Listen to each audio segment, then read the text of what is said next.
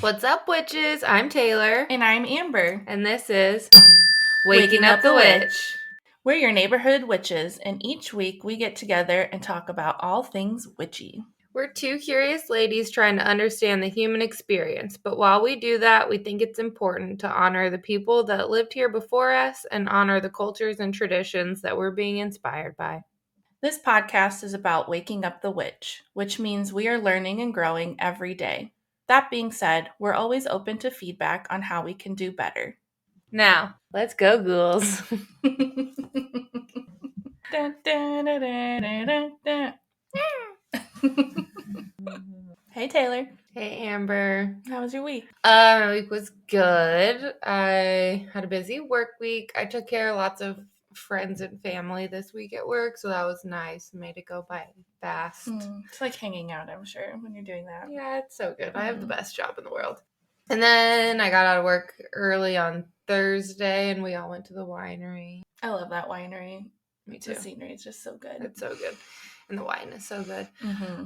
Nothing too exciting. I finally got to listen to our episode from last week with Celeste, and I'm so obsessed, and I can't wait for everyone's feedback. I bet everybody's just as obsessed with her as we are. I could listen to her talk for days. Yeah, days. That was such a good interview. That She's was such so a good fun. storyteller. Yeah, I love the whole thing. How was your week?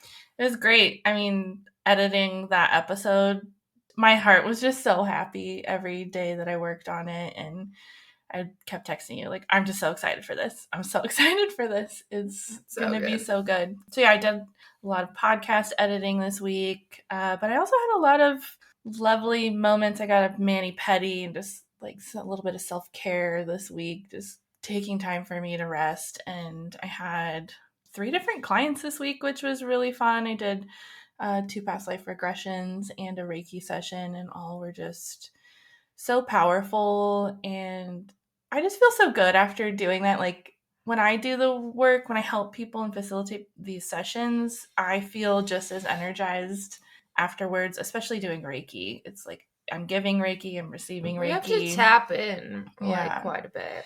Yeah, it's just, it feels so good connecting in that way and connecting to all the energies around and helping people, just seeing how they feel afterwards and hearing the feedback as days go by.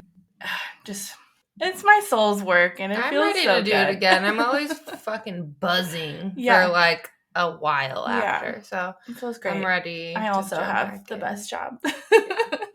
We're so lucky. Yeah, this week's been good though. I guess I did see live music on Friday. Oh yeah, we got pizza Friday. We got pizza at Clyde's. Gluten-free pizza exists in this world, that like good gluten-free pizza. I was fire. So excited. Yeah. So happy. How was that concert that you went to after pizza? It was good. We just played pool. There wasn't that many people there. It was really awesome. Live music, I don't feel like is around that much. So any opportunity I have, I try to go see some. Should we talk about our guest that we had today? Oh my gosh, this guest. It was just so fun because, I mean, it's our birthday month, so of course we want to learn more about ourselves. So we really sought out making sure we got a badass astrologer for you guys. And it was just so fun to learn more about birth charts and how we can use them in our daily lives in so many ways that I never even knew possible. Like talking about the business plans and looking at specific dates that are going to be so freaking on fire for you based on your birth chart. That was really exciting. I'm excited to work with her. Yeah, so I guess she's a business coach, like an astrologer business coach, which I didn't know exists. So you can hire her for your business and she'll do quarterly reads for you. She also just does like straight up birth charts too. Yeah. If you aren't an entrepreneur and you just want to like learn more about your birth chart and who you are because of where the stars were when you were born. It's amazing. I suggest grabbing a pen and paper. She breaks down all the fundamentals for us of astrology and kind of, you know, here at Waking Up the Witch, we like to start from the basics. Like we're coming from an angle of we know nothing. So she breaks down all the basics for us. She goes over the elements and the signs that they're attached to. She also integrates it with some tarot and how the different elements are like the different signs in the tarot. And then she went through all 12 houses, which was so mind-blowing. Yeah, I definitely left today with like a greater understanding of Totally. that and just seeing the themes. I feel like learning astrology is totally tangible now.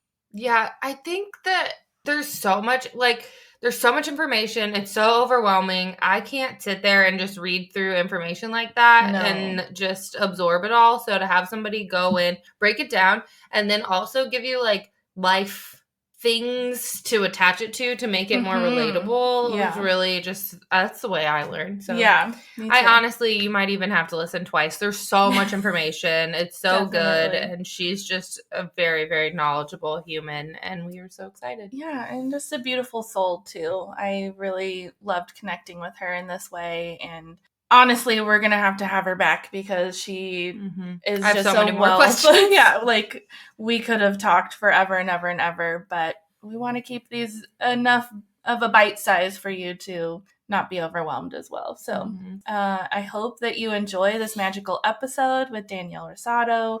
Please go give her a follow on all the socials. And don't forget to give us a follow as well on Instagram and TikTok at Waking Up the Witch. I would also love to read some stories and questions. I would love for that to be a part of this podcast. So if you have any witchy stories, any like life questions, relationship, family, anything like that, I think I'm excellent at giving advice. We could even do it like that. Please send it in to wakingupthewitch@gmail.com. Yeah, we would love to read your emails and share them with the collective. We can keep it anonymous if that's what you want. Yeah, and if you want people to know your name and you don't give a shit, then we'll do that too. Yeah, send in anything witchy or spooky or spiritual questions, all of it. We want to know about it. We would love to hear from you. It'll be past her birthday, but you can still wish Amber a happy birthday when this episode comes out because we're celebrating today. Yeah, so excited. And Taylor's is soon too. So happy birthday to you and happy birthday to me.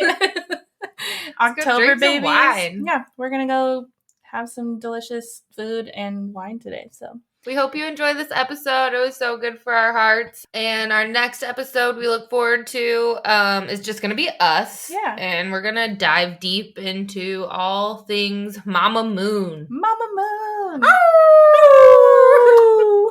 So if you have any questions about the moon cycles, how you cycle with the moon, what it means, send it in to us either on Instagram or email. We'll answer all those questions in the next episode. Enjoy.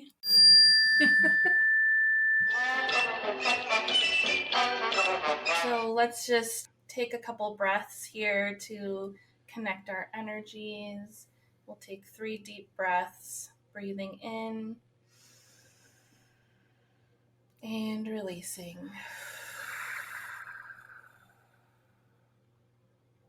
Breathing in again and release. And this last one, let's hold at the top for a few seconds. Breathe in. Hold. And release.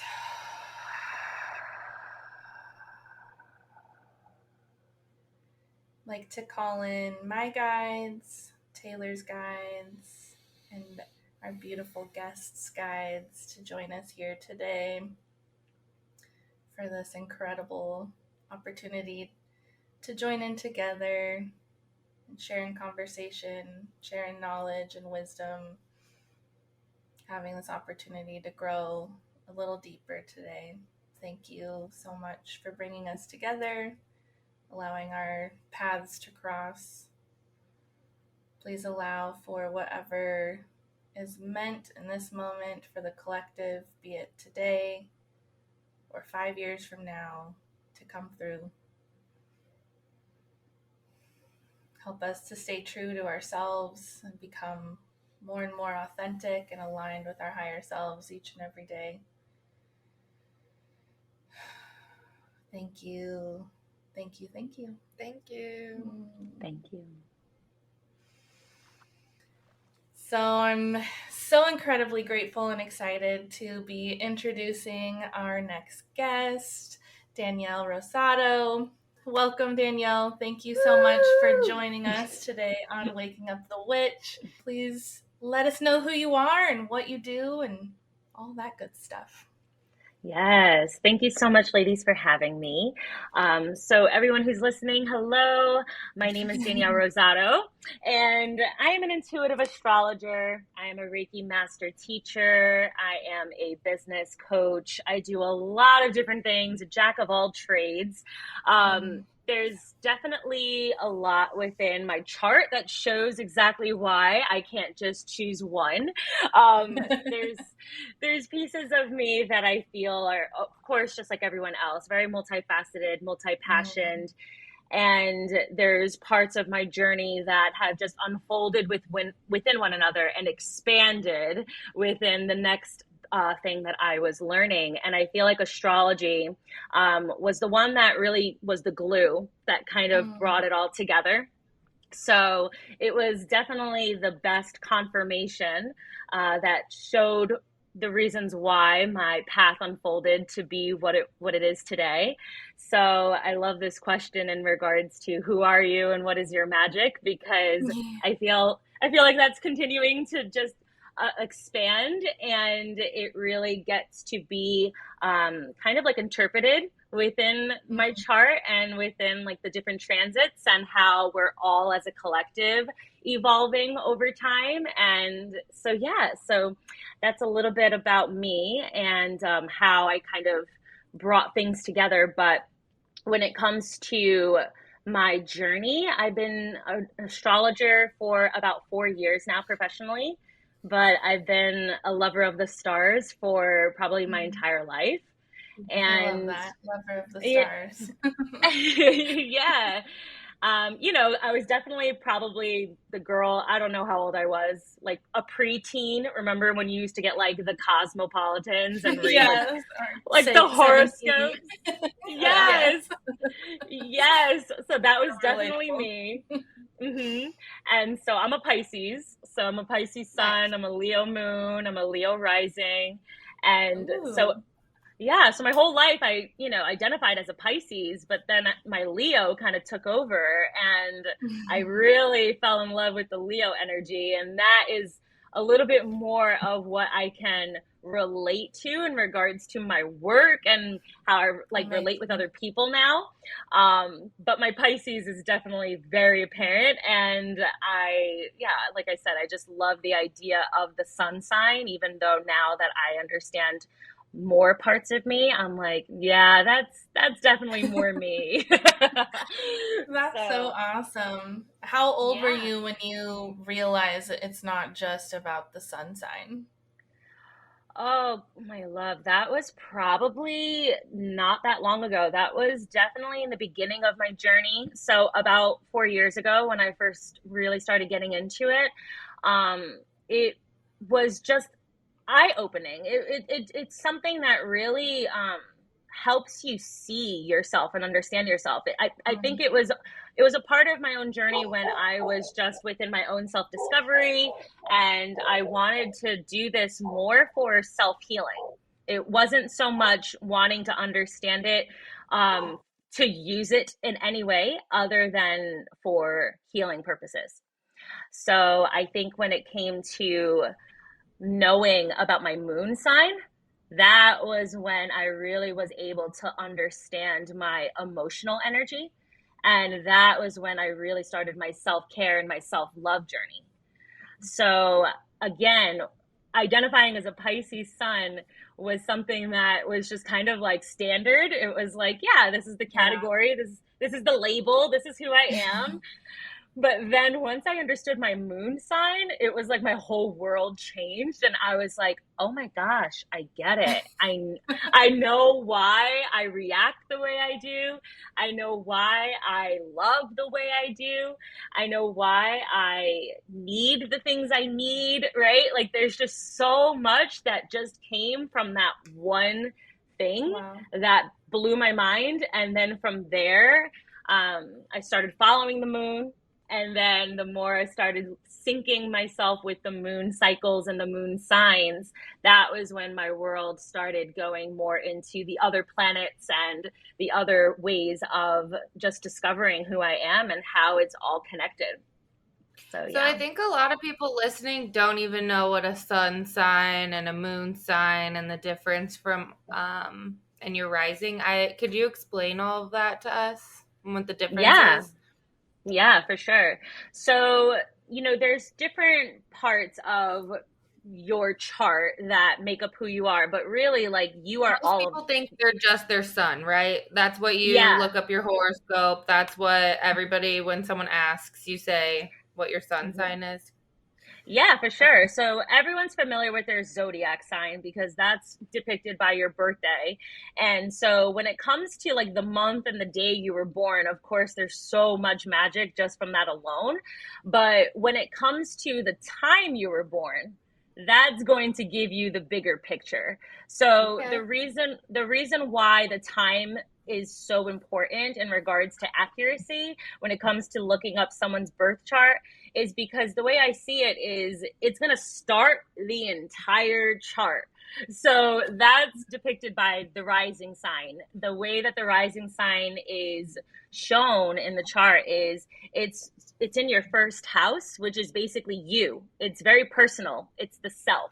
So although everyone's familiar with their zodiac sign, to me that's the sun sign.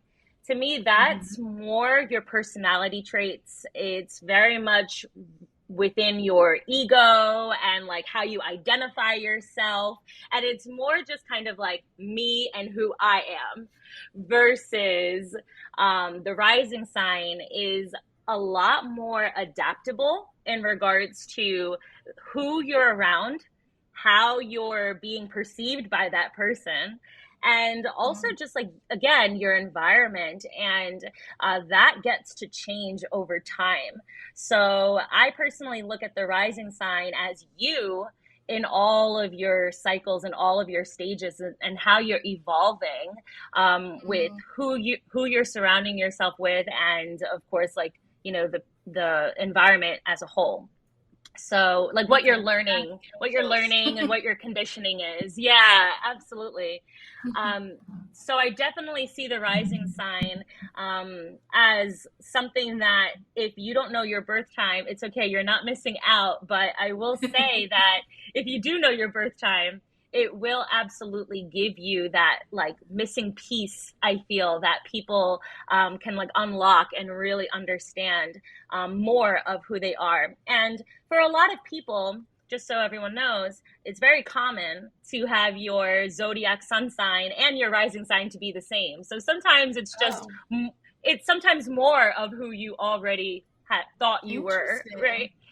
So sometimes it's not so new, but it can give you added perspective if it is a different sign than your zodiac sun sign. But your moon sign, that is very easily found in your chart, even if you don't know your birth time.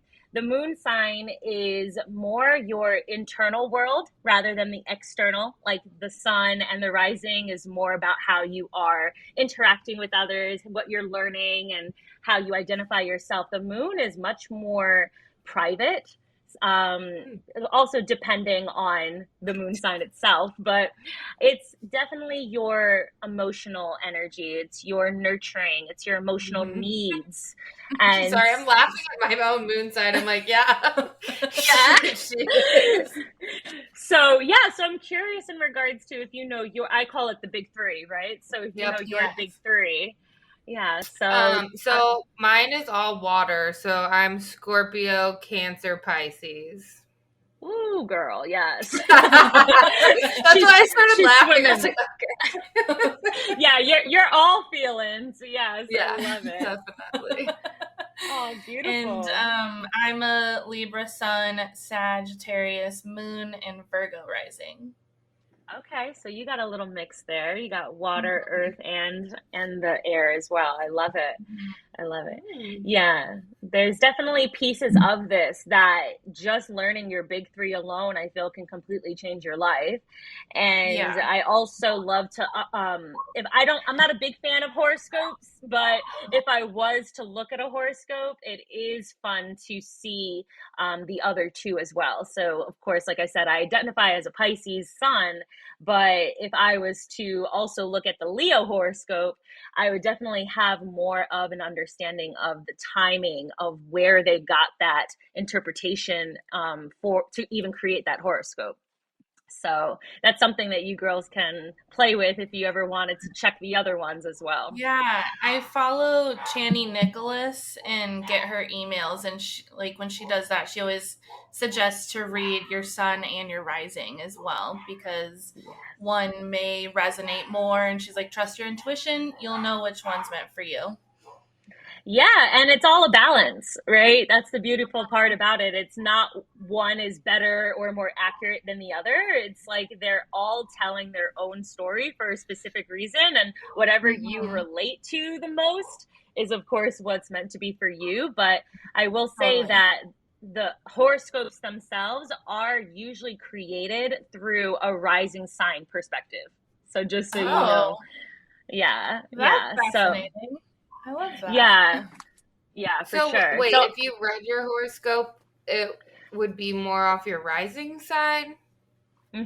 absolutely. Okay, So, interesting. you know how some people, I mean, I definitely have noticed, especially before I understood astrology the way I do now, you would read a horoscope and be like, that's not me at Yeah. all, right? Like Yeah. it didn't Yeah. make any sense. And it's not so much that it's not accurate, like I said, but there's Mm-hmm. parts of that if you knew your rising sign, the way that they're interpreting the timing of what you could be going through and the area of your life of what you should be focusing on for that specific time is more through the rising sign, because like I said, it creates the entire wheel, which are all 12 signs and all 12 houses. And so again, that's more lingo, but the houses Yeah. are basically just different areas of your life, and the signs are how they are expressed. So yeah. Interesting. Do So you fun. study or follow any other astrological calendars besides like the traditional one? Do you follow the Vedic, or how many are there? I was gonna say, yeah, I'm personally a traditional tropical astrologer, so I'm usually with the Placidus system. There's Mhm. also the Vedic, like you're saying, which is more sidereal astrology, which is more within like Eastern astrology. It's like Indian astrology, right? Mhm. So Oh. there's different kinds in regards to what part of the world you're in. And so when it comes to tropical astrology, for me living in the United States, when it comes to this part of the Northern Hemisphere, right, that's how I learned. And it's also Mm-hmm. because that's where I was born. So Mm. it's easier for me to read and understand. However, I know a lot of astrologers who live on this side of the world who study sidereal astrology, and they find it to be more accurate and they love it. I don't, again, think that one is more accurate than the other. It really is just about how you intuitively feel like that is more me versus the other. Because if I was to look at my sidereal chart, I'm a completely different person. All the planets are in different signs, and it's just a different interpretation of probably the same thing. It's just how you look at it. It's all perception.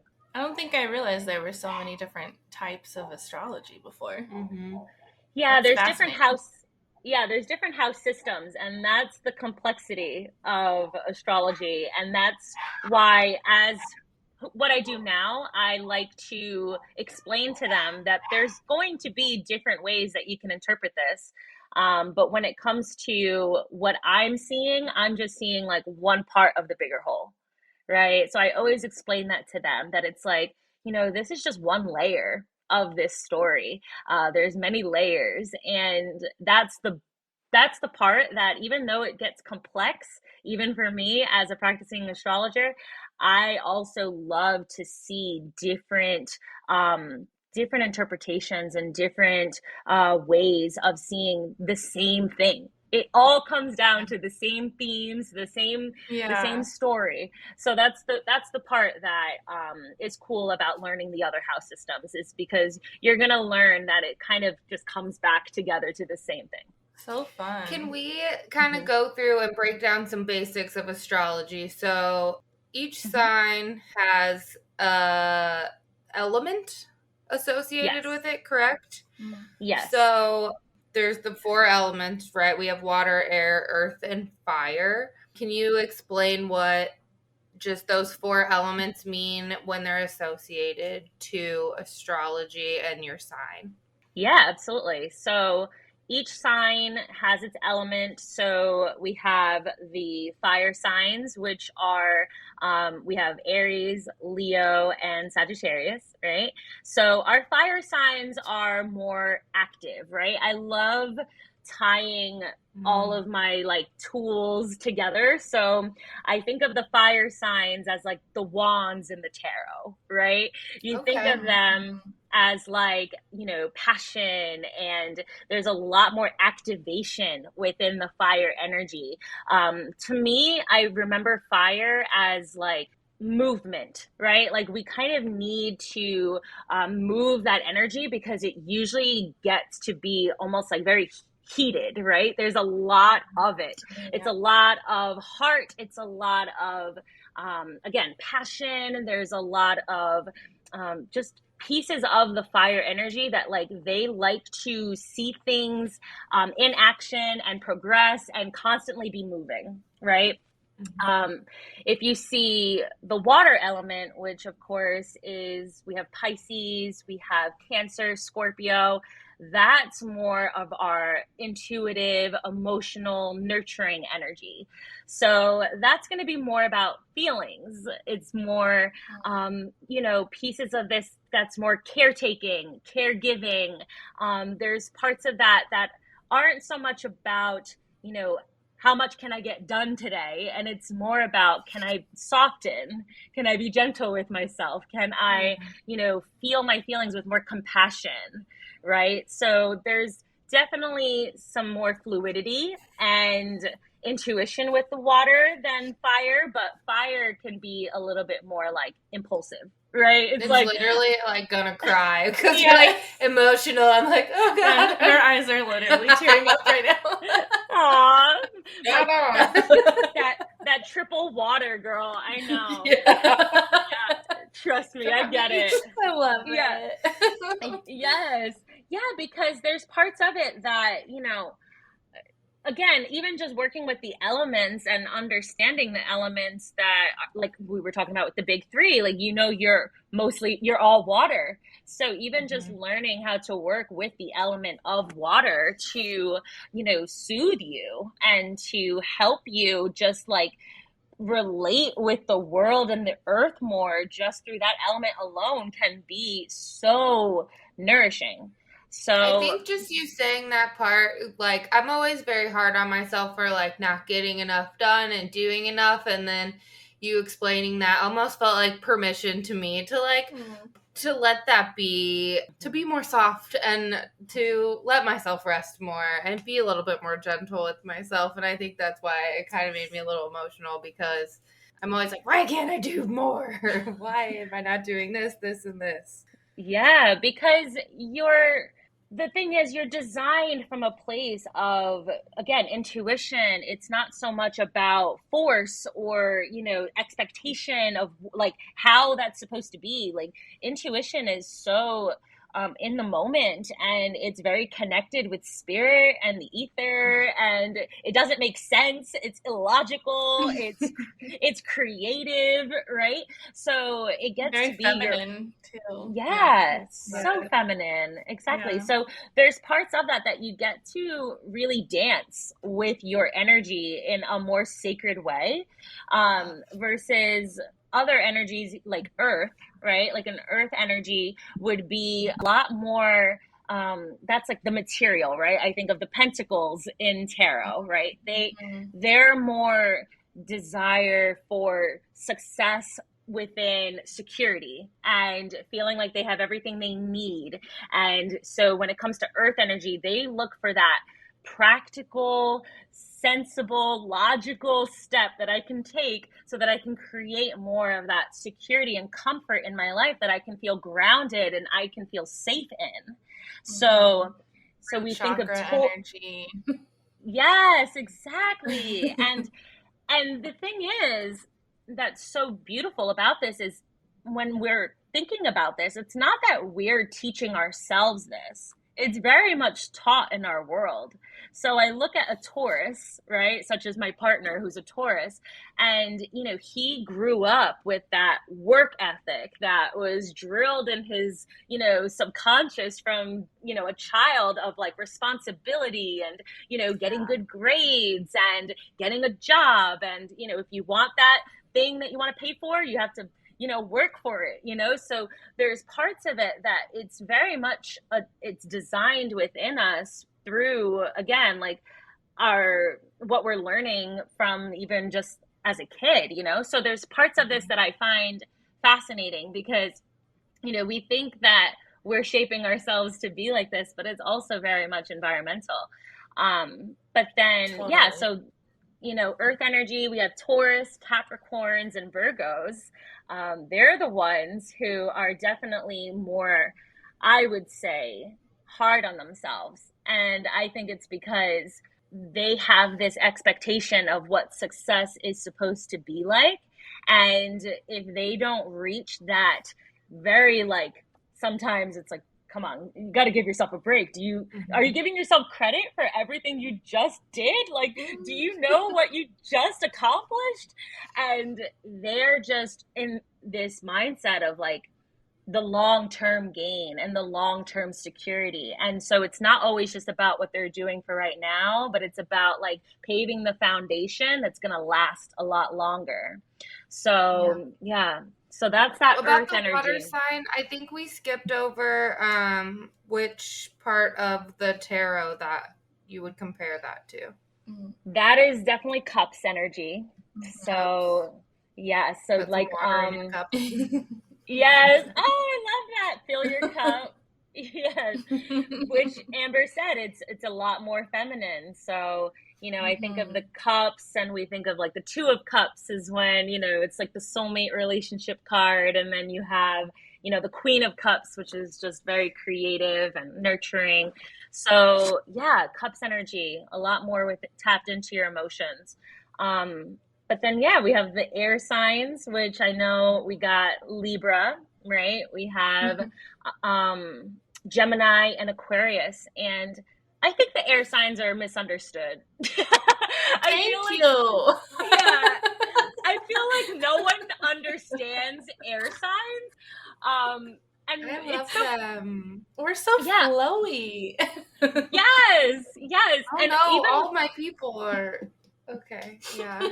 Okay, so even myself, right? I had a moment as an astrologer that I wasn't connecting with any Libras, and it was starting to weird me out. I was like, are there any Libras in this world? Like, I thought that maybe they missed the mark with, they either became a Virgo or a Scorpio. And I was like, right? And I wanted to like study them. I wanted to ask them questions like, can we please just like debunk the myths of Libras? Like, what are they like? What are they about? So let's do a whole episode on me. I'm down. I got some opinions about some Libras I know. And that's usually the case. I remember I literally posted about this and they were like, oh, you want to know about Libras? And I'm like, oh gosh, like, is there something that I'm missing here? But here's the thing. In my chart, right, I had Libra in my chart. And this is the thing that confuses people. They don't realize that you have all 12 signs in your chart. But you may not have a planet in that chart. And that doesn't mean that you aren't an expression of that energy. It just means that karmically you weren't meant to learn or focus with that energy for whatever reason, right? So for me, I don't have any planets in Libra. So I think that was even more of a reason why I was confused by them. And it's funny because Libras tend to be a little confused sometimes. So I thought it was ironic, right? Wow. Yep. True. In the most loving way possible. So it's just funny how it air kind of signs are together. like flowy. Not like, how would you describe them? Air signs are intellectual, right? There's pieces of that they're more mental energy. So if I was to, identify it with tarot like we've been, it's the swords energy, right? There's a lot more of that clarity that's necessary. There's parts of this that they just desire that intellectual stimulation. So if you were to talk with a Gemini, which again, I'm using puns here, right? Like Geminis, they love to talk. They want to talk so your much ear hate. off, right? But Geminis, if there's anything in regards to why are they getting so much hate, right? In regards to, people think that they change their minds a lot, right? Or they're flaky, or they can't make up their minds, right? And so if you hear like these common things in regards to Libras tend to be indecisive or confused, or, Geminis tend to get in their heads and overanalyze, and Aquariuses seem to be the geniuses who are just inventing new technology and apps of the world, right? So it's like, what do we all have in common here? They're all mental. They're all working through their minds versus many other things. So whether that's working in a light way, right? Or if they're in the shadows of it, it's all the same. So beautiful. That's so fun. Thanks for breaking down all of that. That was a great question, Taylor. And if we have time. So then, like, what do the houses mean? Like, what does any of that mean? Okay. I want to go over houses, and then I'm going to ask you about planets. Okay. Well, the beautiful part about astrology is, again, it's all connected. So if we were to break it down from the very beginning, we would start with you, right? So the first house is the self. It's quite literally everything about you and just you. So I always say the first house is the house where you get to be selfish and think, but what about me, right? So it's cool because the first house is quite literally the start of the entire cycle. So I always look at this through the lens of, this is the new rebirthed version of you. Whenever there's going to be a planet that transits your first house, whatever the expression of that planet is, that is going to be now expressed in the new cycle, the new chapter. So when it comes to the first house, this is, self-image, self-confidence, your physical appearance, very much how you are, like your first impression and how people can quite literally see you, your outward expression. So this can be through how you dress, how you talk, how you, carry yourself. And again, is that this really always the same or always changing? Are the houses coming in and out? Are the planets coming in and out of the houses, or is this a fixed thing all the time? So your birth chart is always going to remain the same. That is never going to change. However, when it comes to where the planets are today, that is going to be what's called a transit, right? Because it's in motion. That's going to be moving across a specific area of your life. So that is always changing.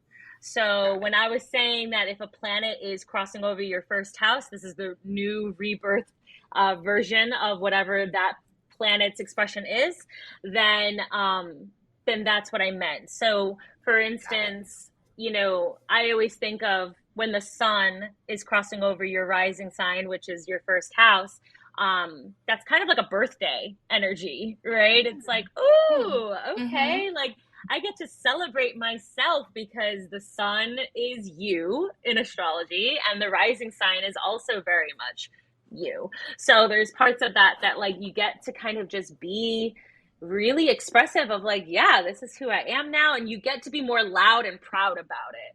It's like, hey, maybe I want to, do a rebrand, or maybe I want to go shopping and kind of get rid of all my old clothes, or maybe I want to go on a first date. And because you just have this like new sense of confidence of this is who I am and this is the direction I'm going in. So yeah, so the first house is very fun because you get to play with that. I always think of astrology as like there's different archetypes, right? So you get to kind of play with the archetype that your first house is.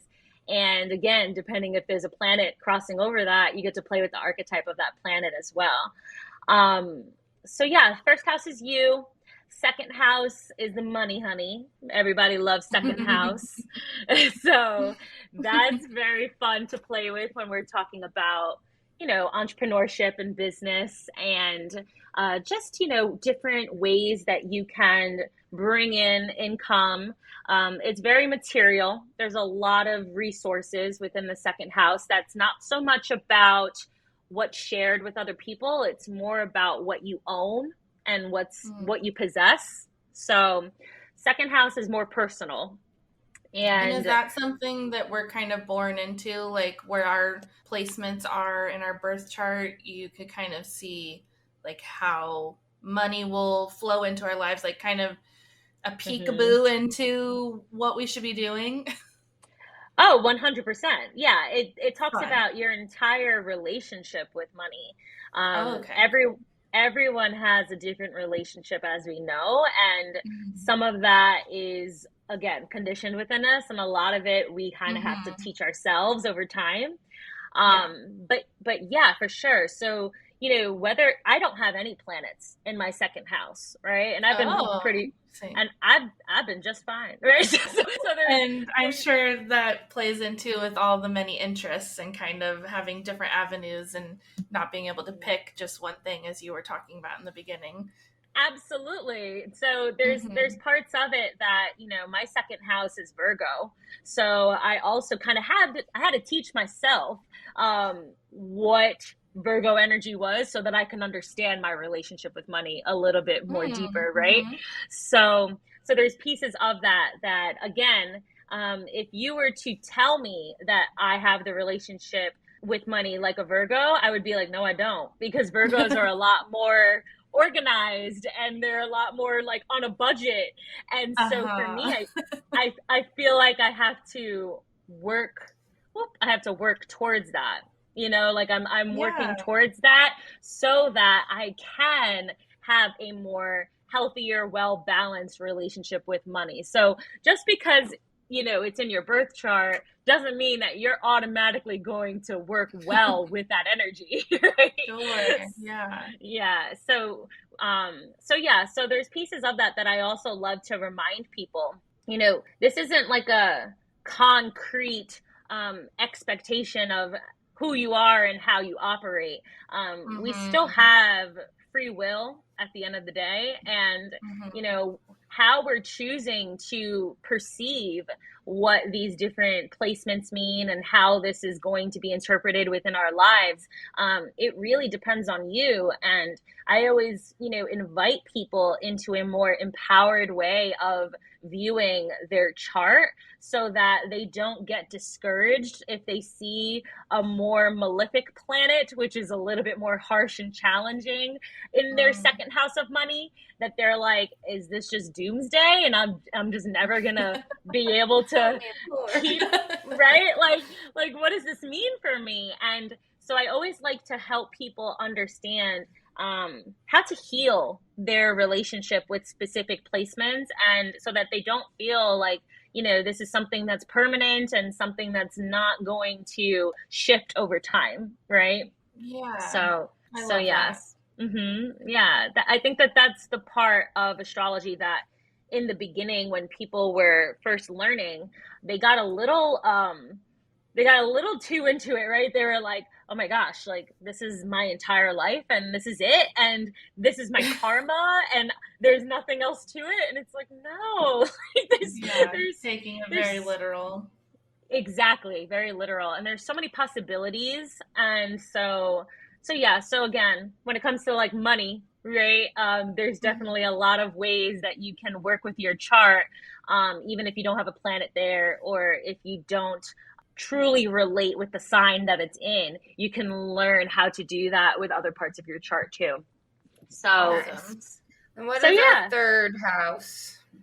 So yeah, so the third house is all about communication. So this is the house that's traditionally ruled by Gemini. So this has to do with our mindset, our thoughts, our words. There's a lot here that has to do with like your education, right? How you learned not just through reading and writing, but through your peers, right? You know, I always think of third house kind of like elementary school, right? Like you're learning about yourself through these social circles that you're in, whether you wanted to be in one, or if you wanted to be a part of a club or an activity after school, or if you just wanted to be by yourself, or like what was the vibe, right? So there's a lot within the third house that I see as all things communication. And yeah, kind of like your daily thoughts, your daily words. And then fourth house is much more personal. This is going to be more like behind closed doors energy. This is the home life, your family life, very private, not always seen in the public. There's parts of this that it goes very deep. So I love the fourth house because it's not just about the home that you were growing up in. It's also your ancestors. It's, you know, your lineage. It's the people before you. There's parts of this that can also go all the way up to the family that you have if you grow one when you get older, or your children.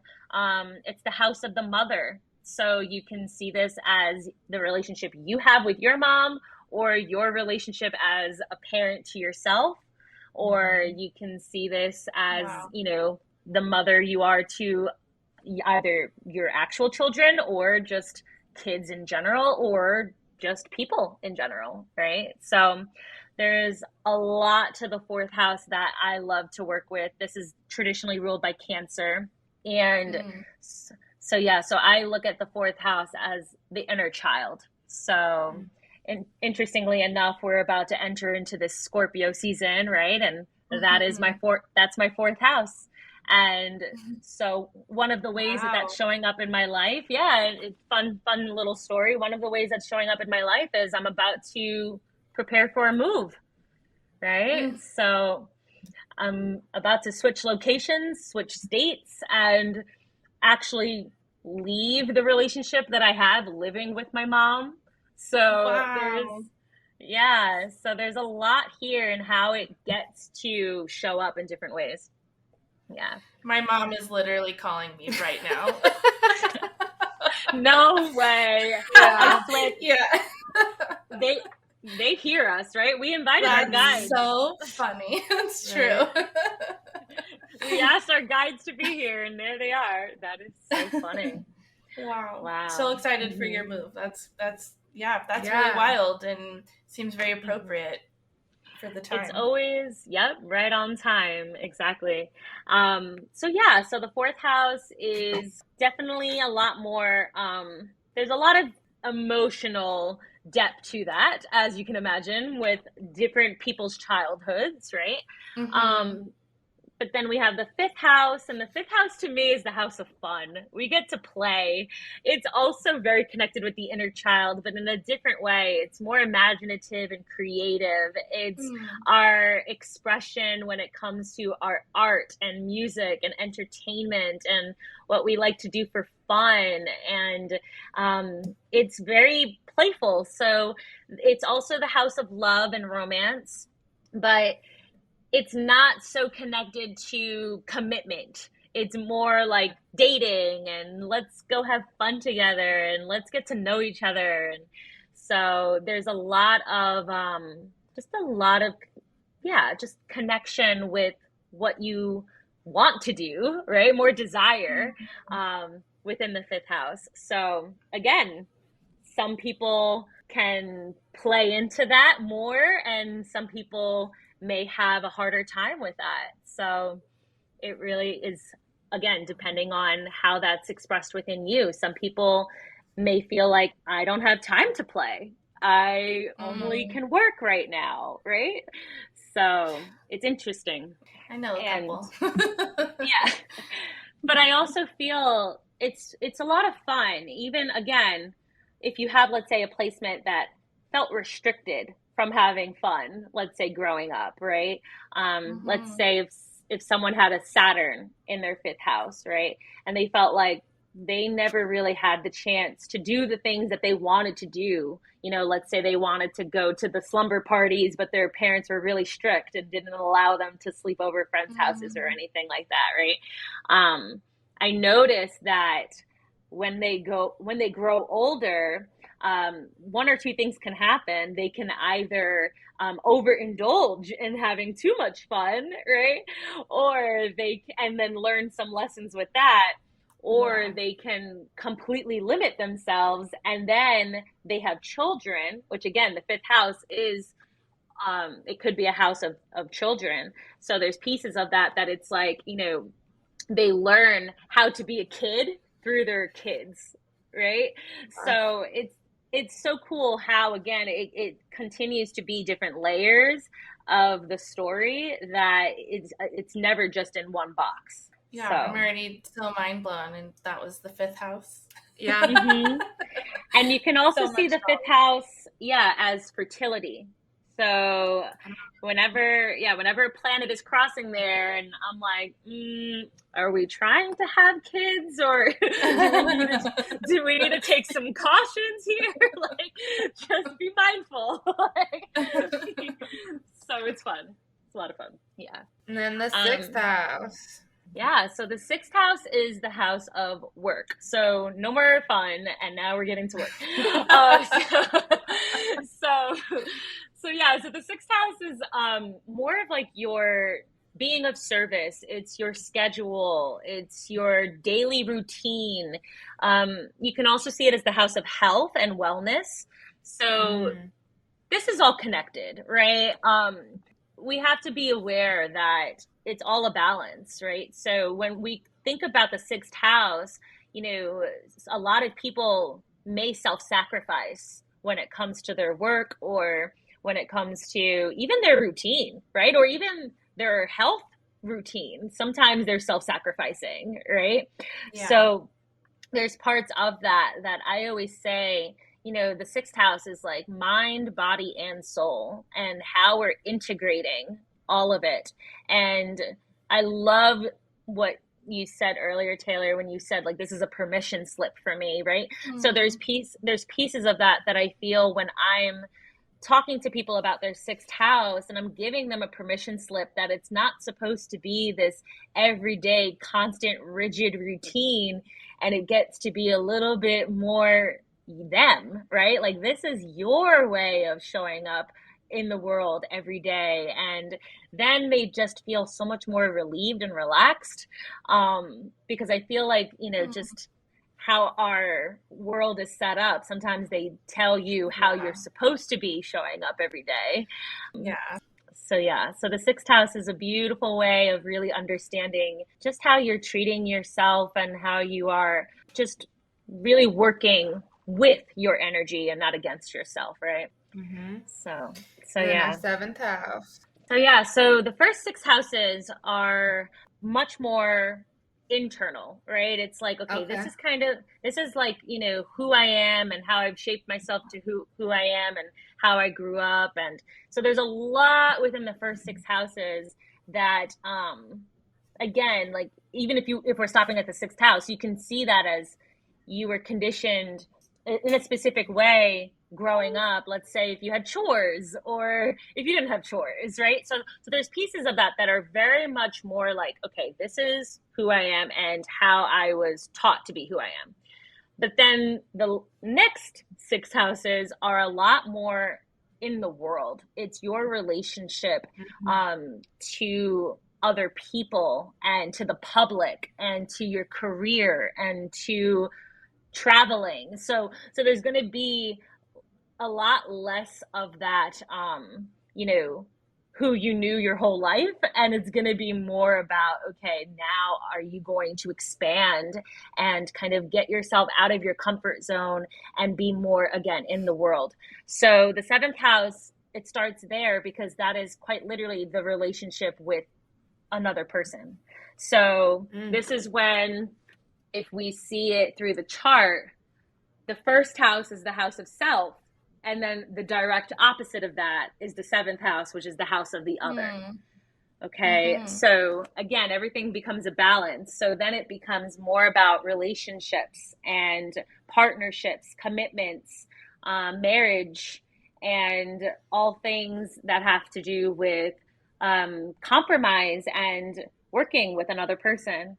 So the seventh house is a beautiful house. It is the house of Libra.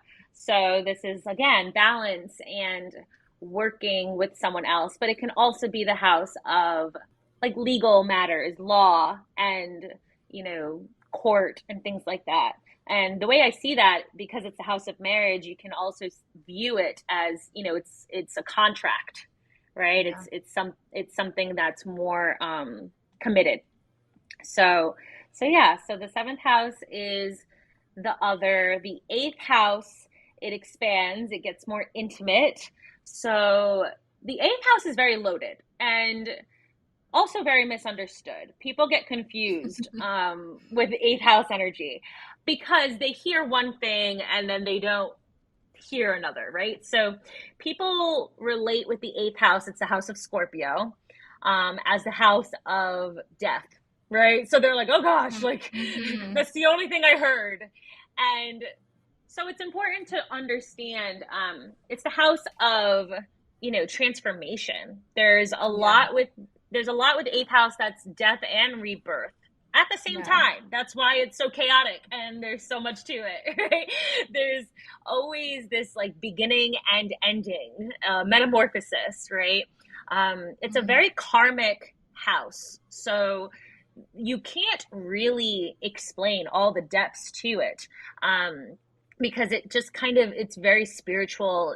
It's very otherworldly. Like there's parts to it that the veil is very thin. So if I see the eighth house, I would also see it as like, the other side. It's the shadow. It's, spirit. It's, if we're talking about death, you can see it as, the afterlife and what happened, how things are all connected. And, it's also the house of intimacy and, merging with another soul. So again, that can get kind of messy too, right? Like there's so much to that, but, you can also see it as a financial house. So since we were talking about the second house of money, which was more personal income, the eighth house is shared resources. So it's, if you think about it in like a marriage, right? They're joining bank accounts and they're sharing homes and they're sharing everything that they own with one another. So that's eighth house energy. It starts to come together.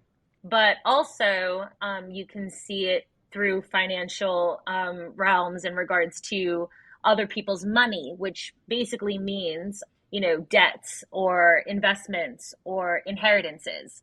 So it's a lot less yours, if you know what I mean, right?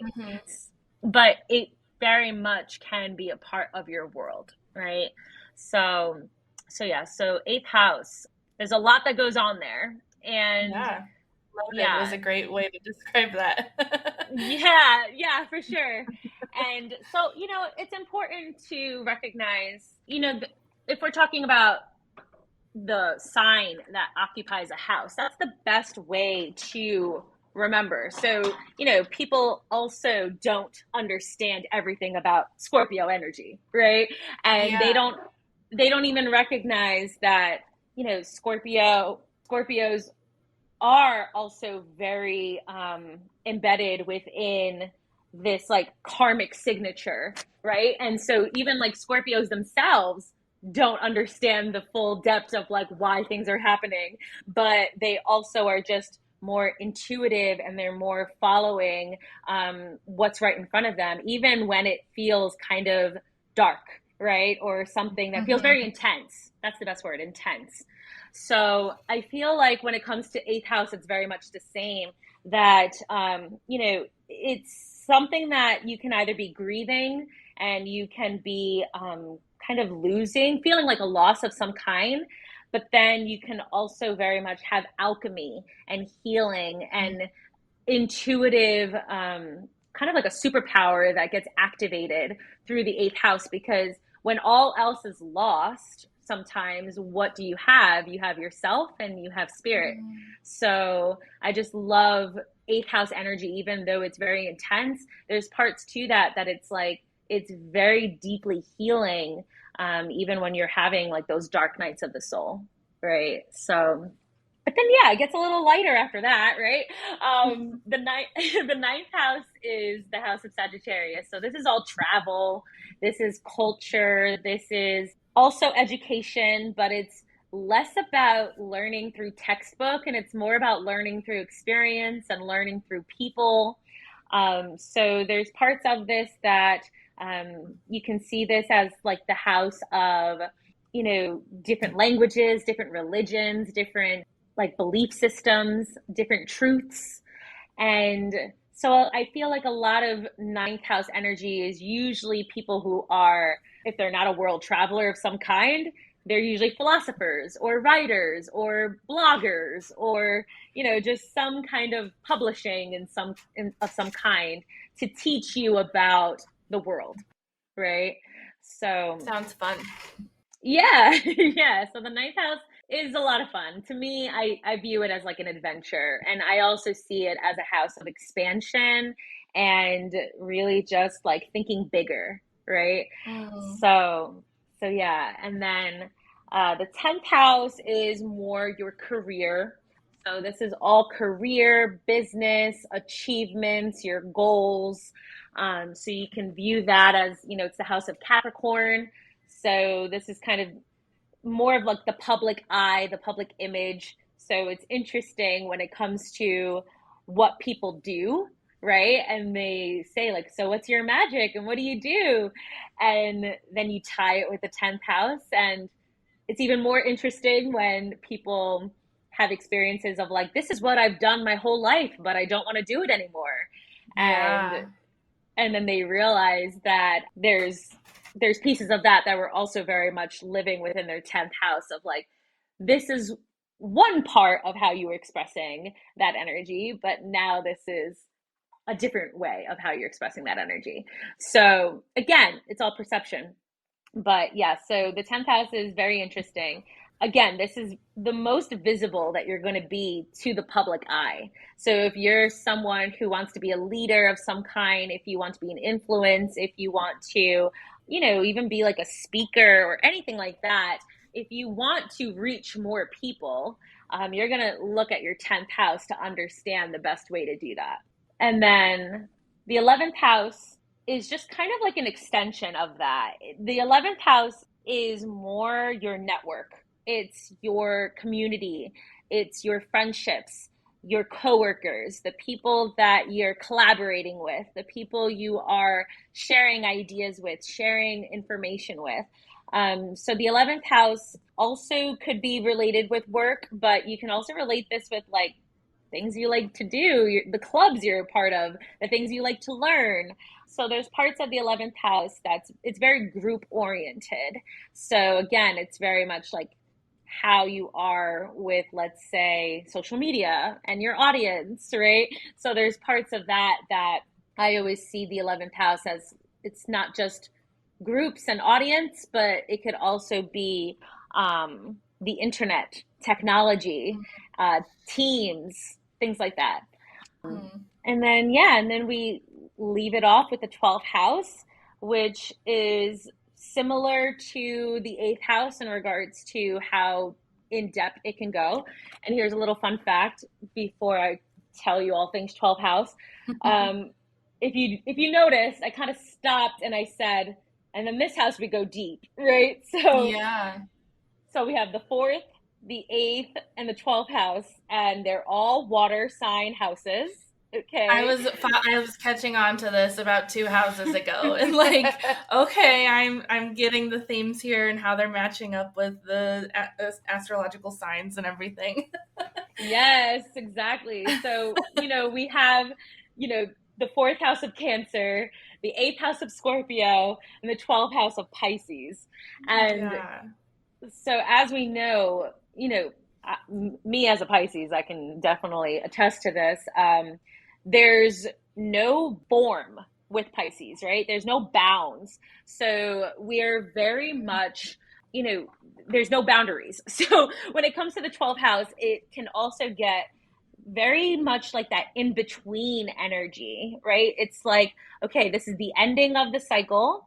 We're closing things out, we're surrendering, we're letting go, we are decluttering, we are reflecting on the past, we are being very nostalgic, but we're also preparing for the new. So to me, I see, you can view it in a couple different ways. You can see the 12th house as like a cosmic womb, right? Like you're about to be reborn in some way. So sometimes we retreat, we rest, we kind of shut out the world, and we don't want to be seen. Or you can see it as kind of like a void period, right?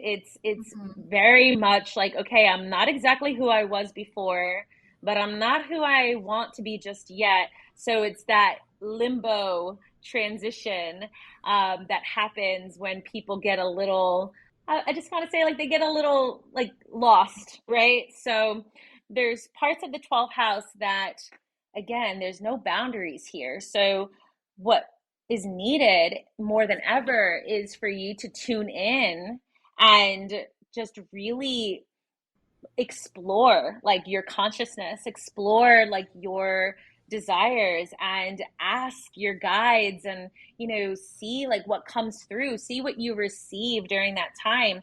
Because I always say, like, if you're going through anything 12th house, you're not really meant to be asking other people, what am I supposed to be doing right now?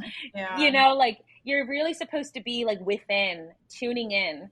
And so it's beautiful because you do get to really get to know yourself. And, they say it's the house of undoing, right? So if this is kind of like peeling back the layers in a way, you get to really shed any parts of you that you don't want to be anymore. And then you get to really just follow your soul's calling instead. So Wow. yeah, So the many 12th house is chills. beautiful. Yeah. Yeah. Awesome. Thank you Wow. so much for going over all of those. Of Yeah, course. it's really fascinating. I feel like I definitely understand that much deeper. Yeah. Like, you explained things so beautifully, and it just makes me really excited to like see where all my shit is Yeah. in my chart, like where things Yeah. crossing over when I was born and now, and like, so how would we pay attention to that right now, like with what's going on in the stars and the planets and everything? How would we know what we personally are being affected by? Yeah, so that's a really beautiful question. So, one of the things that you were saying, we also have to know about the planets, right? So Yeah. the beautiful part, like I said, about astrology, it's all connected. Every house has a sign that also has a planet that it's ruled by, right? So Makes when so it much sense now. yeah, so it's all connected. And that's the way I learned. That's exactly how I learned, because it's all the same, right? Like, if we're talking about the 12th house being Pisces, and then we know that the ruler of that house is Neptune, then Neptune is going to be this more or less the same energy as Pisces in 12th house, right? So of course the planets do have their own expressions that could go again within its own territory, but overall it gets to be the same themes. So when we're talking about, okay, what's going on right now and how do I understand how that's impacting me, that's a practice in regards to understanding the expression of the sign and the expression of the house and the expression of the planet. So it really, what I mean by this is like, everything is connected. So it's not just about the relationship that the planet has with the specific area of your life it's in, but it's also how you relate to that planet on your own terms. So for instance, if I'm going to tell you, Venus is in Libra right now, and this is her home sign, and she loves to be here. And, Venus is all about love and soulmates and relationships and harmony. And I'm telling you that this is a beautiful time to be in love or to find love, because it is. This week is gorgeous for all things relationships. But you're going through one hell of a time with your relationship, right? And you're sitting here like, I'm going through a breakup right now, right? Right? Like I'm fighting with my partner right now. Things are definitely not in harmony right now, right? So then you would really have to understand, okay, what else is going on and how is that impacting your chart? Because they're all connecting with one another, right? So that's the thing. I look at the planets as people, right? And they all have their own personalities. They have their own way of doing things. So, okay, cool. Venus is in Libra, but if Venus in Libra is going through an altercation with another planet at the moment, then probably Venus in Libra is going to get a little cornered, and she's not going to be in the fullest embodiment of her truth, right? So she's closed for business. Yeah, like she's not having a good time. So there's pieces of that when you ask me that question again, it really is how you are relating with your world, and it's important that you don't put it in a box so much, right? So the reason I'm saying this is because, these planets are constantly moving. That's the beauty of this. And that's something that I learned within astrology that saved me. It's like everything is temporary. Everything has a cycle, right? So when it comes to like these cycles that we're in, it could be impacting you in a specific way, but it's going to keep moving. Things are going to keep moving on. And so give it just a little bit of time. Just wait. Exactly. So that's definitely what I help my clients with. I very much like to help them understand not only the cycle they're in, but like the timeline that things are going to progress into next, so that they can prepare and that they can really just have something to not only work with, but also look forward to, right? So that they know, okay, wow, maybe I am going through a harder time right now, but things will lighten up and shift, very shortly, or within this time frame, so that they can have more of an understanding. So I know that kind of went around your question, but I hope that answered it. No, that totally helps. And I mean, I feel like we could do a whole nother 30 minutes on planets and break this down. I feel like we could talk for hours and hours and hours, and I really want to have you on as many times as you would like to, so we could continue to break down the full chart. But I also want to make sure like that we are touching on like, what do you do as you're bringing up working with clients? What kind of offerings do you have? How could people work with you? What does that look like? What are some of your favorite ways to work with people using astrology? Yeah, so thank you for asking. I definitely first started with looking at astrology and helping clients use astrology for that self-discovery life path, understanding all the different layers of who they are, so that they can heal themselves, because that was the beginning of my journey with astrology. Was I was using it as a self-healing tool, and that was more through the placements, just understanding my placement. Okay, I have my moon in Leo in the 12th house. What does that mean? How do I work with that energy? And, how does that get expressed? So again, I just kind of took one of the placements, and one at a time, I was understanding myself. So that's very much what I like to work with my clients in the beginning, just helping them understand, okay, this is an expression of who you are, and this is how you can navigate this. And it really is curated with their goals and their intentions of why they desire to even learn about themselves, right? Yeah. So that was definitely the beginning pieces of it, and that's always What's included. the name of that service? That's just a birth chart reading. Yeah, because like I said, I just include that in everything that I do. And then it gets extended, right? So I definitely, like I said in the beginning, I am a business coach. So you can call me a business astrologer, because I do like to help business owners really learn how to use their birth charts to create soul aligned offers, to attract their clients that are definitely meant to work with them, so that they can learn how to feel more balanced as an entrepreneur. Because I feel like, again, there's just so much, this is what you should be doing kind of information out there. So it's just really learning how to live by your own design and your own truth. So I very much have been interpreting the houses and the signs through the lens of all things entrepreneurship, right? So it's interesting with that service. That's a little bit more of a business reading. So I have a couple of those that could be either a wealth, I call it a cosmic wealth reading, which is just identifying the different placements in your chart so that you can, feel the most connected with wealth that you can. And wealth in all ways, right? Abundance in all ways. And then the other is my quarterly readings, which is the most common way that business owners work with me.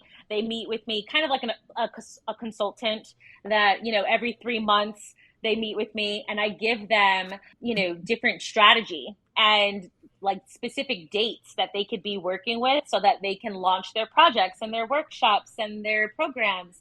And it's so fascinating to me when I give them this information and I completely forget about it. And then they come back to me. Right? Like, I don't remember any of that. And then they come back to me and they're like, Danielle! And I'm like, oh my gosh, this is so cool. Like, it's wild. So I have a question about that. So when you're doing that, so say you're doing the birth chart or the business reading, are you doing like the birth chart of the person and their business, or like when the birth of the business was birthed? I could honestly, I could be doing any of those things. So usually I will be looking at just your birth chart, and I will be looking at the transits, right? Where the planets are in the sky right now. And I will be looking at what's called an ephemeris. The ephemeris is the different dates that tell me when the planet is going to shift into a new sign, or, it gives me the timeline of what the planets are doing. So the ephemeris is what I'm using. That's the more complex astrology that breaks everything down by degrees, right? And that teaches you the timing. So that's when I can give you an exact day that something's about to happen. And that's when it gets a lot more fascinating when it comes to, like, someone called me a time witch, and I loved it. And I was like, I'm a total time witch, because I love knowing, what to expect on certain days. And again, nothing's guaranteed, but when something shows up, I'm like, but of course. So witchy. I love it. So witchy. So I want to do this with you. That sounds like such a blast. And yeah, we should definitely do that. That would be awesome. Should we hop into a quick little reading a little glance at our birth charts? Yeah. So for listeners, we chose Danielle at this specific time because both Taylor and I are October babies, and my birthday is tomorrow, the 18th, and Taylor's is the 28th. This will be dropping in between both of our birthdays, so we really wanted to get aligned with a beautiful astrologer and just kind of take a little peek at what we are. Yeah, no, I love it. All right, beautiful. So Taylor, you got what's called a Scorpio stellium. So a stellium is basically just 3 or more planets in the same sign in the same house. So you have your sun sign, you have your Mars, you have Pluto, and you have Mercury all in Scorpio. And it's all in the 8th house. So the beautiful thing about you, Taylor, is that you're a Pisces rising. So what happens for most Pisces and Aries risings are the houses are aligned with the sign that they're traditionally ruled by. So it gets to be a lot more easier to learn astrology for you, Taylor, because you don't have to think so much about the traditional ruler of that house. It is already expressed through the sign that it's traditionally ruled by. So in a way, it's kind of like double activated, right? It's like, whew, okay, I have a lot of Scorpio energy going on in my life, right? But at the same time, it gets easier to learn if you wanted to learn. So for you, my love, you are going to be going through that 8th house portal. So what's going to happen is, of course, you're going to be experiencing a few different things. I mean, there's a lot of different things that, of course, you could be experiencing. But when it comes to your sun being so close to your Mars, your Mars, the Mars planet has a lot to do with your willpower. It's your will to succeed. It's your ambition. It's your ability to take action. It's your vitality. And just so you know, Mars in Scorpio is actually in a really strong place because Mars used to rule Scorpio. So Mars loves being here. And so there's definitely an expression when Mars is here that it's like, I'm ready to burn everything down to the ground and I'm ready to start over, right? So there's going to be, yeah. So there's definitely going to be some pieces here that I'm going to invite you during this Scorpio season to check in with that impulsive energy that comes up when you're kind of reacting to some things versus thinking things through, or when you are desiring so bad, because that's Scorpio energy, right? Like you get so like embedded in it, and like when you have a passion for something, it's like almost this what's that word, that like tunnel vision energy, right? It's like I don't see anything but that target, right? Like everything else goes blank. So you may have some moments of like, that inner drive, almost like that stimulation that comes up with that Scorpio energy when you get, excited about something and you're ready to kind of charge forward. But it's just so important that you aren't, one, self-sacrificing in that, right? That you're also not kind of like forgetting or neglecting or avoiding other parts of you that you've already started, right? So I think that there's definitely going to be, especially since we're going to have an eclipse this Scorpio season, that is going to speed up time, as they say, right? There's going to be a lot of events happening all at the same time. Whenever eclipses happen, it just feels like, doors are closing and new doors are opening all at once. So for you, I'm just going to invite you to close the doors that you know already right now without even having to think twice about it. You already know those doors are closed and we don't need to reopen them. We don't need to play with that energy. We don't need to overanalyze, am I making the right choice? And just really charge forward towards the thing that's lighting you up. But again, don't avoid the things that you've already started, because I'm kind of getting this it's almost like different, I channel while I read, just so you know. So I'm kind of getting like different puzzle pieces, right? And sometimes we are so engulfed in like one part of the puzzle, and then we get frustrated when we can't find the piece of that, that puzzle. It's like there's just one piece that's missing and you're like, where is it? And then you forget, oh wait, I have a whole other corner that I forgot I started. I may have started it last year. It could have been a couple months ago. It could have been last week, but I completely forgot that I have this too.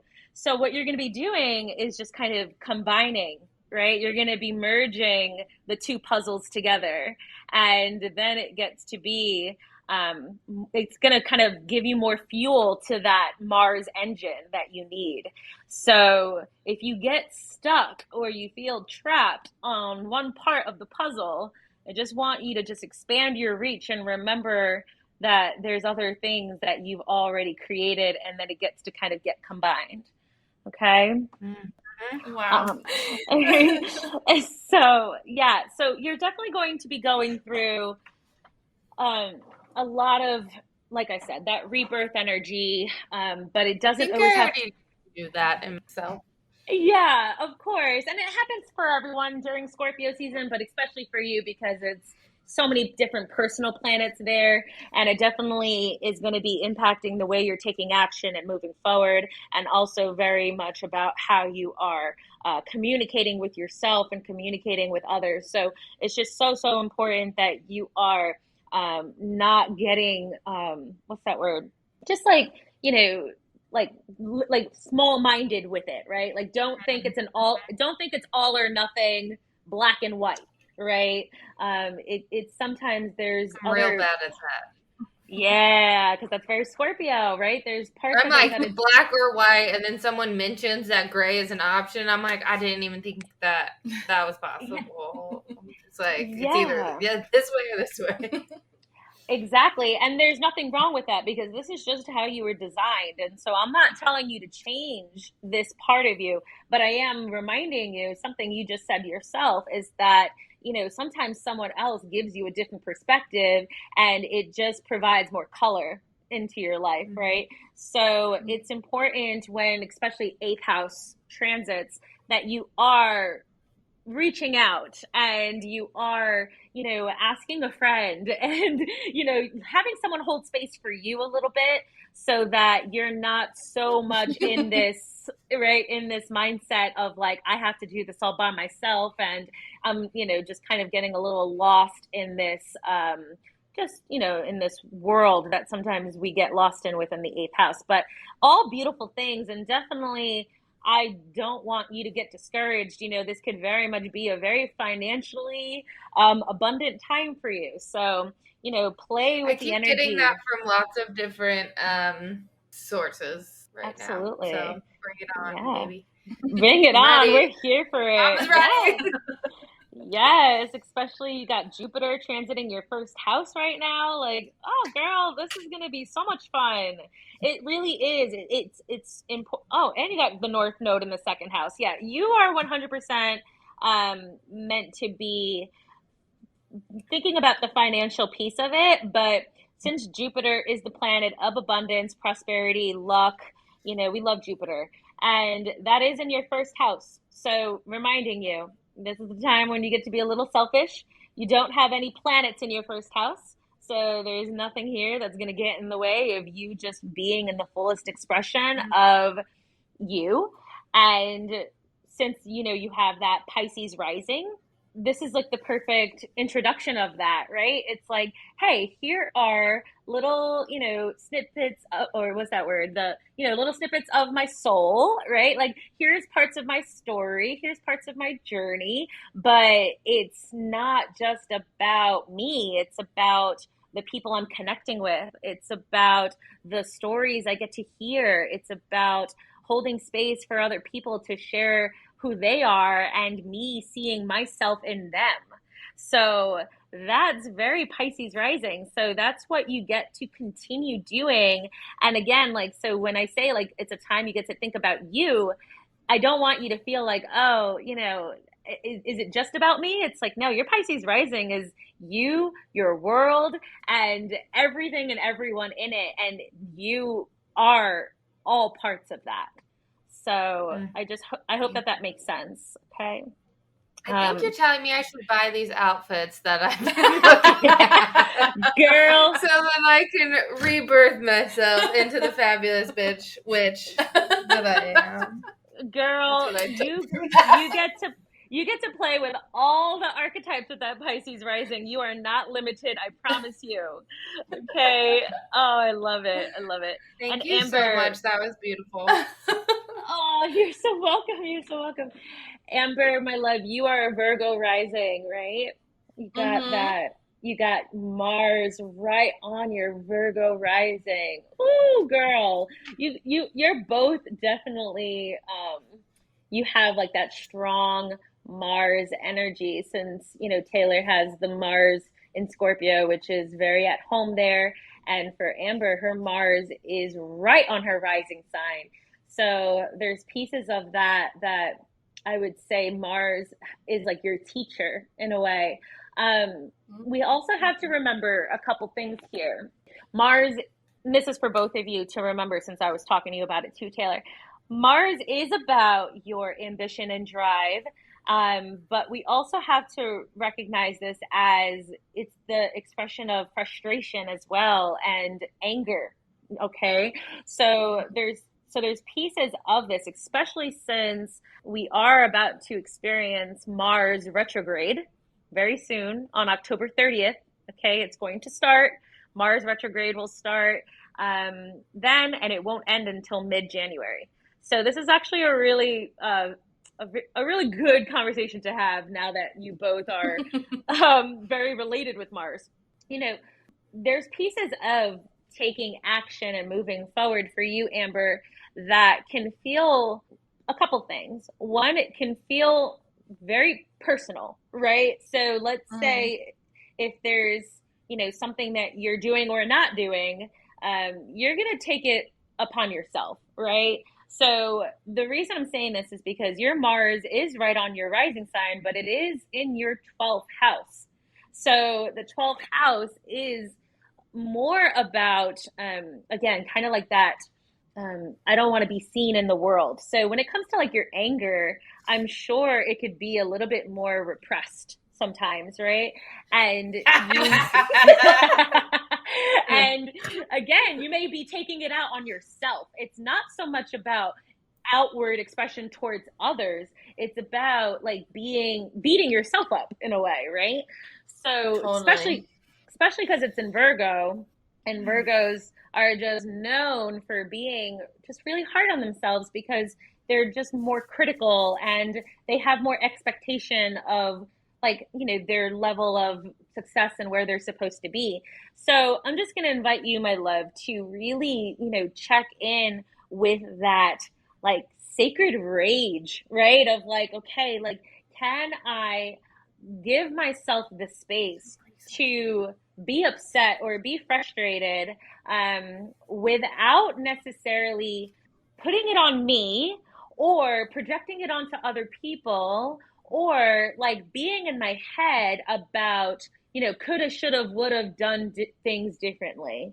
And so for you, it's going to be really about creating that space for you to kind of release it in a very healthy way. And it's going to be through like the body. So the reason I'm saying this is because, you have that Virgo rising, very earth physical energy, right? And so that Mars right on there, it's like your release of this pent up energy of I want to get things done, and is it ever going to be my time? And, whatever those stories are, if that is even a part of your story.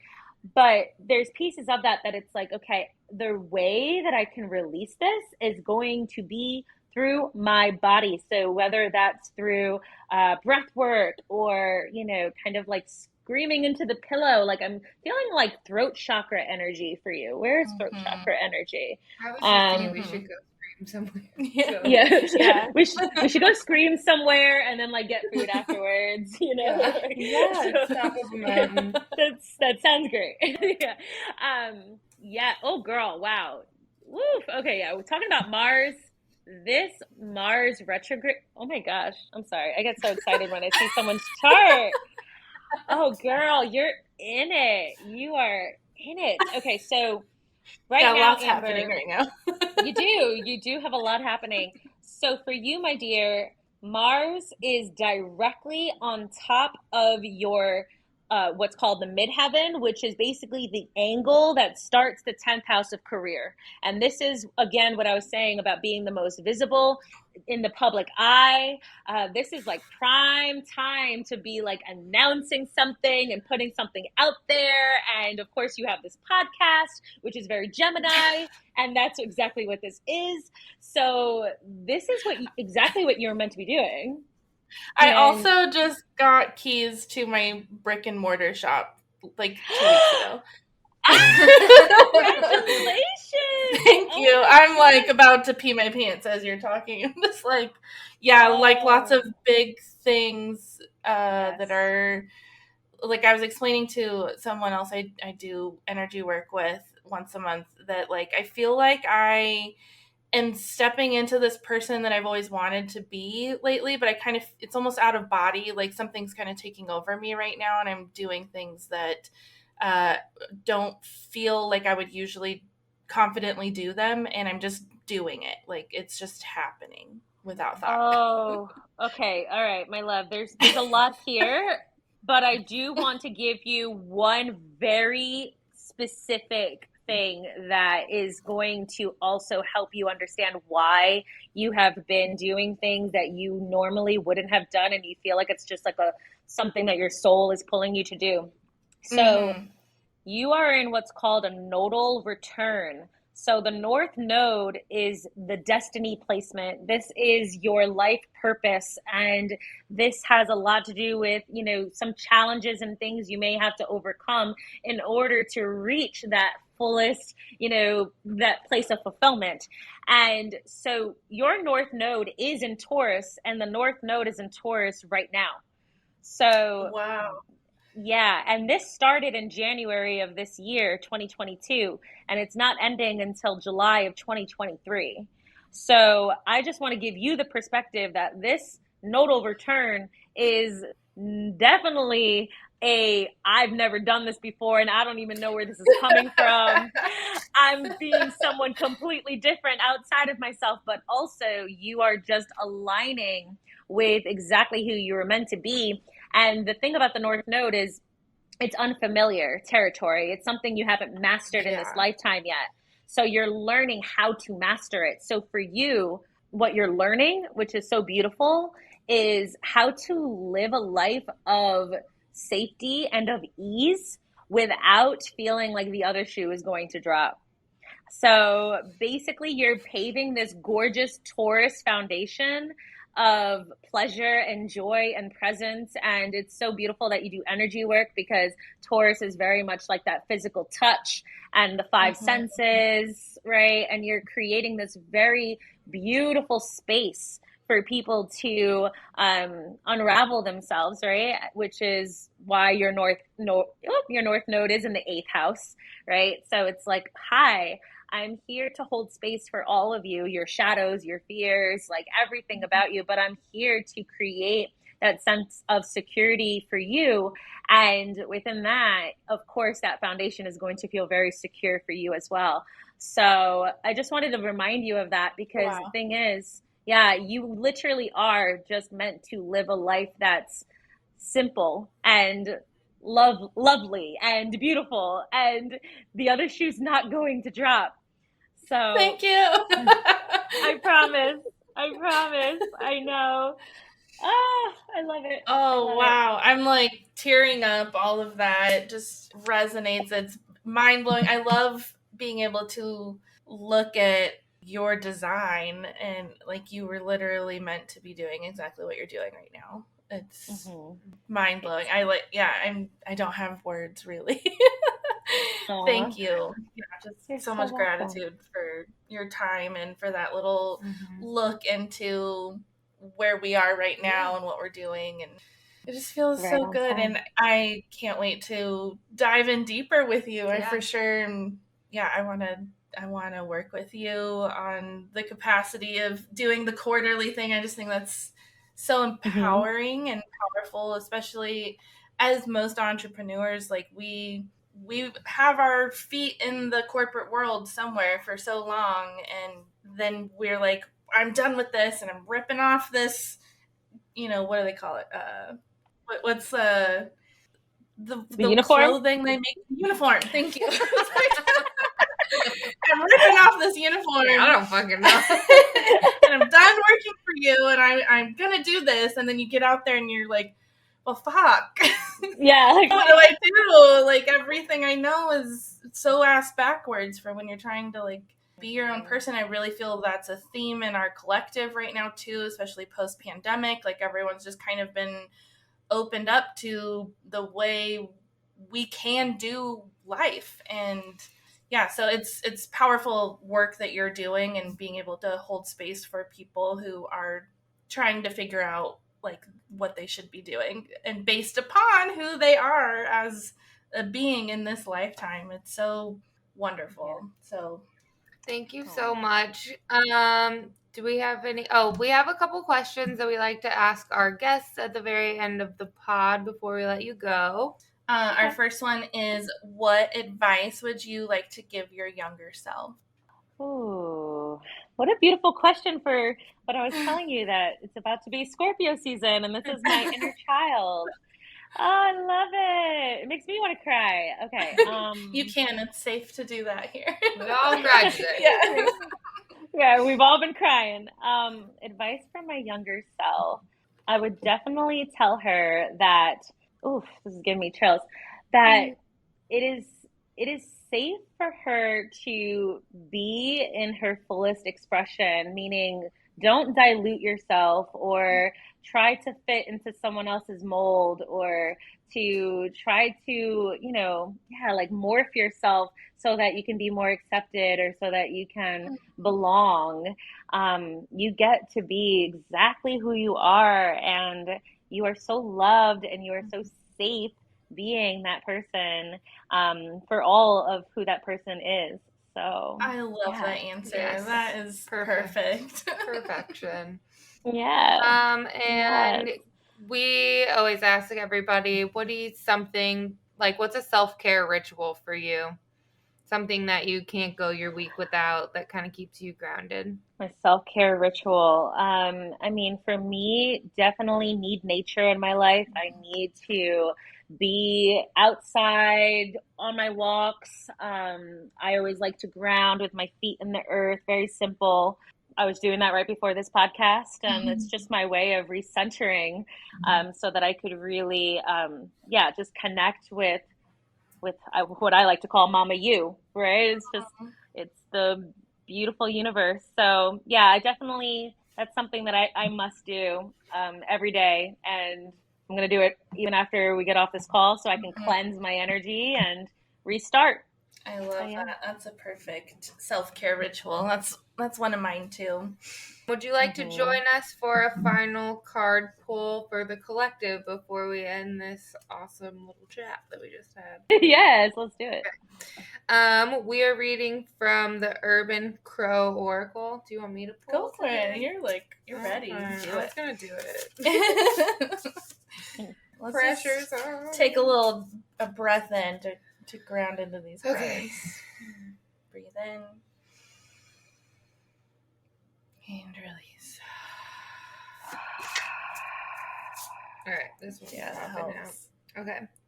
Oh, I have the Wrath card. Find it. Let's see what she has to say. One day, I heard a sound of what could have been 100 crows outside my window. The sky was nearly black with swarms of angry birds dive bombing the tree outside my apartment. A young raccoon had killed a baby crow. The energy in the air was almost palpable. You could feel anger of all the crows as well as the fear of the raccoon who clung desperately to the tree for dear life. Wrath creates a powerful energy. It can be destructive and can lead you down a path that may strain or cause friction within a relationship. Wrath adds other elements to anger, the element of revenge. It's not just enough for the offender to know that you're angry. You must also feel or experience that anger in some ways. Wrath asks you to consider the energy that you're creating from your anger. Mars energy. Wow. Mars energy. Wow. I wonder why that It is came the up. one that will, it's the one that will, in the end, create a positive change in relationship, or you creating resentment that fuels the desire for future revenge. Although it may have been a single event that caused the energy of anger to present itself, it is through wrath that the anger mutates and splinters, creating a breakdown in the relationship and negative emotions. Well, I think our self-care homework for everyone is go scream in a pillow or on top of a mountain. I think the message that Danielle was sharing for me about Mars and how I'm expressing that is something that the collective also needs right now as well. We have to express that was rage. Yeah, that was perfect. I loved that, especially because there were also elements of what I heard the word revenge and even, a black crow. It's very Scorpio energy. Yeah, that's what I was thinking. Scorpio too. Yeah. And so it's important to also understand, like, when it comes to where Mars is right now, Mars is in Gemini. So this battle, right? This war that Mars could be, right? It's kind of like the warrior energy. That war could very much be through just like the figment of like what you are, like the stories you're telling yourself, or just like the words you're choosing. There's so much there that I feel like we just have to be very mindful of how we are responding to a situation, because of course words can cut like a knife, right?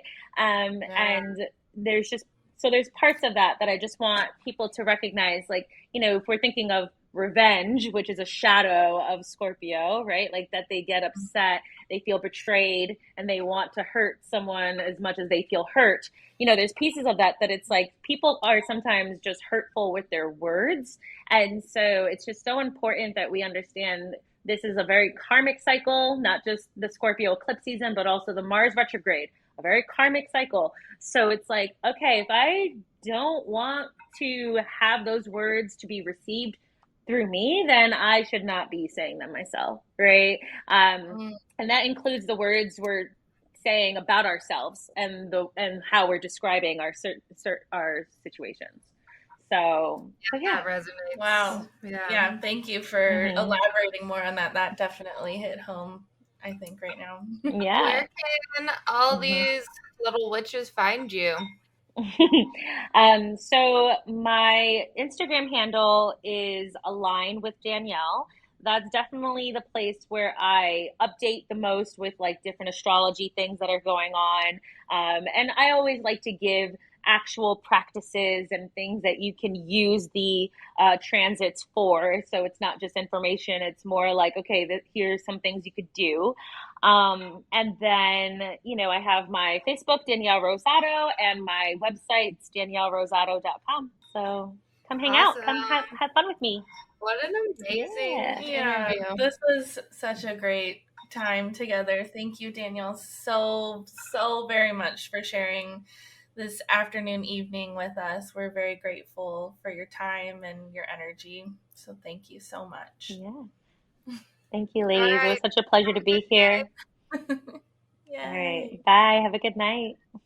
Thank you, witches, for listening. Don't forget to give us a follow on all the social media platforms at Waking Up the Witch. Email us everything, all of it, at wakingupthewitch@gmail.com. And don't forget to do something nice for yourself. Take your dog on a walk. Drink some water. Call your mom. Brush your teeth.